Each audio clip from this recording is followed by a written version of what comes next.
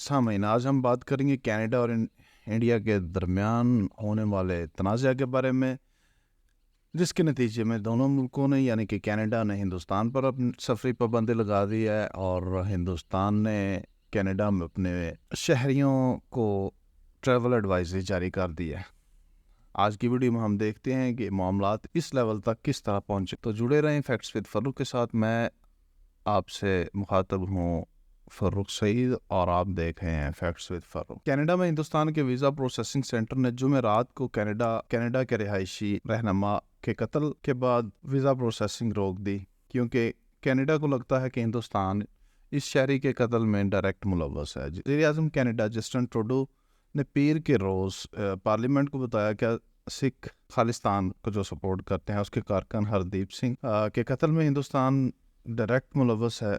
اور اس کی ایویڈنسز بھی موجود ہیں۔ یاد رہے ہردیپ سنگھ کو گردوارے کے باہر گولی مار کر قتل کر دیا گیا تھا۔ کینیڈا نے اسی سلسلے میں ہندوستان کے ایک سفارتکار کو بھی ملک بدر کر دیا اور ہندوستان نے منگل کے روز کینیڈا کے سفارتکار کو ملک بدر کیا ہے، یعنی کہ پہلے کینیڈا نے ان کا ایک سفارتکار انڈیا کا وہاں سے نکالا ہے اور اس کے جواب میں ہندوستان نے بھی کینیڈا کا ایک سفارتکار اپنے ملک سے نکال دیا۔ ہندوستان نے کینیڈا کے ان الزامات کو مسخ قرار دیا ہے اور کینیڈا میں سکھ فریڈم فائٹر اور دیگر مطلوب مشتبہ افراد کی موجودگی سے اپنی توجہ مبذول کروانے کی کوشش قرار دیا۔ یاد رہے کہ 1970 کی دہائی میں ہندوستانی پنجاب میں خالصتان کا بڑا زور تھا، یعنی کہ ہندوستان کے جو سکھ ہیں وہ چاہتے ہیں کہ ان کے صوبہ پنجاب کو خالصتان ڈکلیئر کر دیا جائے اور جس کے لیے ایک ریفرینڈم کے ذریعے عوام کی رائے لی جائے۔ اس تحریک کو دبانے کے لیے ہندوستان نے 1970 میں ایک بڑے پیمانے پہ آپریشن شروع کیا، جس کے نتیجے میں ہزاروں سکھ انہوں نے قتل کر دیے اور گولڈن ٹیمپل کو بھی تباہ و برباد کر دیا۔ تو سکھ آج تک اس واقعے کے بعد خالصتان تحریک نے اپنا سیاسی وجود تو کھو دیا، سیاسی طاقت تو کھو دی، مگر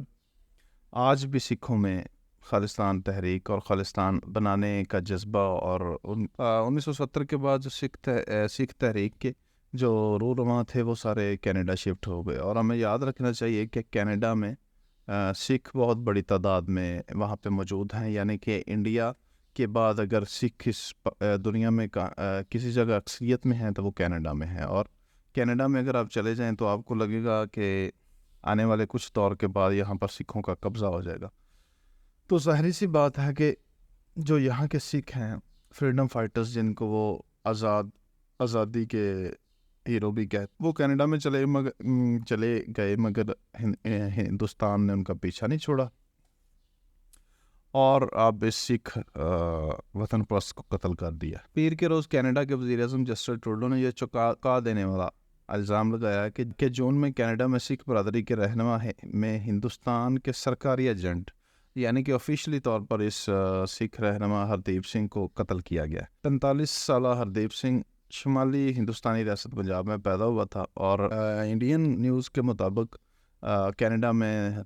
جانے کے لیے اس نے متعدد کوششیں کی، مگر وہ ناکام ہوا۔ 1990 کی دہائی میں وہ غیر قانونی طور پر کینیڈا پہنچا اور وہاں کی شہریت حاصل کرنے میں کامیاب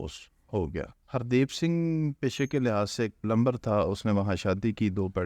اس کے بیٹے پیدا ہوئے اور 2015 میں اس نے وہاں کی شہریت حاصل کی۔ 2020 میں مسٹر ہردیپ کینیڈا کے ایک تنظیم گرو نانک سکھ کوریڈور کی پریزیڈنٹ کے طور پہ وہاں پہ الیکٹ ہوئے۔ ہردیپ جو تھے وہ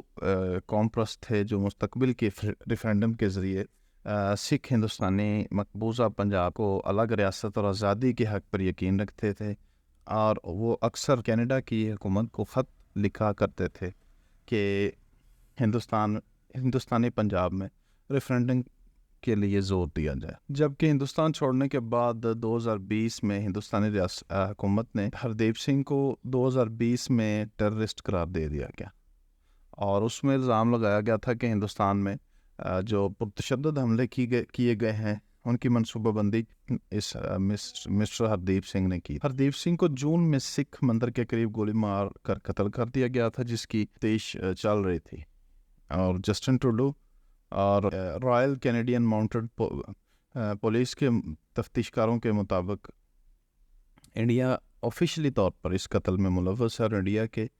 جو وہاں پر کونسلر تھے وہ ان کی نگرانی میں یہ قتل کیا گیا۔ کینیڈین گورنمنٹ نے اپنے آفیشیل اسٹیٹمنٹ میں کہا کہ کینیڈا کی سرزمین پر کینیڈا کے شہری کے قتل میں غیر ملکی حکومت کے ملوث ہونا ان کی خود مختاری ہے، اس کو ناقابل قبول اس کی خلاف ورزی کی گئی ہے۔ مسٹر ٹروڈو نے کہا ہے کہ بھارت مسٹر ہردیپ سنگھ کی قتل کی تحقیقات میں تعاون کرے، اور کینیڈا کے آفیشلز نے اپنے ایک بیان میں یہ کہا کہ جو ہندوستانی سفارتکار کو انہوں نے ملک بدر کیا ہے وہ بیسیکلی کینیڈا میں ہندوستان کی انٹیلیجنس ایجنسی کے ڈیفیکٹو سربراہ تھے۔ اس کے جواب میں ہندوستان نے ان سارے الزامات کی سختی سے تردید کی، نہ صرف سختی سے تردید کی بلکہ ہندوستانی گورنمنٹ نے